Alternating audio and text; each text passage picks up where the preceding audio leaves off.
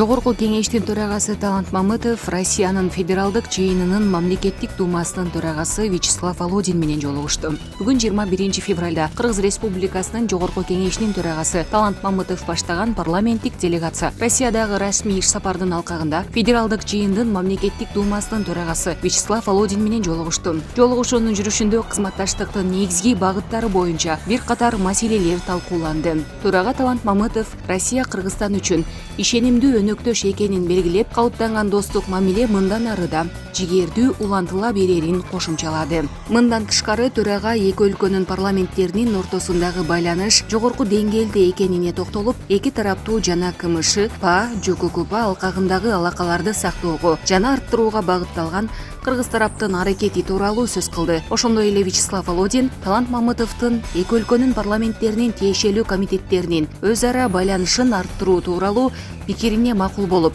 Жогорку кеңештин төрагасынын Кыргыз-Россия парламенттер аралык комиссиясынын 10-отурумун быйыл Кыргызстанда өткөрүү боюнча сунушун колдоду. Тараптар Евразиялык жана ЭИП алкагындагы интеграцияга, соода-экономикалык жана маданий-гуманитардык кызматташтыкты өнүктүрүүгө өзгөчө көңүл бурушту. Мындан тышкары төрага Талант Мамытов 2021 жылдын 29 декабрында кабыл алган мигранттарды милдеттүү медициналык текшерүүдөн өткөрүү эрежелери жөнүндөгү жаңы федералдык мыйзамга ылайык Россиядагы кыргызстандык мигранттардын укуктук абалына байланыштуу маселелерге токтолду. Муну менен катар жаңы мыйзамды адаптациялоо мезгилинде Россия тарапка Кыргызстандын ЭИПке мүчөлүгүн эске алуу менен эмгек мигранттар үчүн бул эрежелерди кайра карап чыгуу мүмкүнчүлүгүн сунуштады.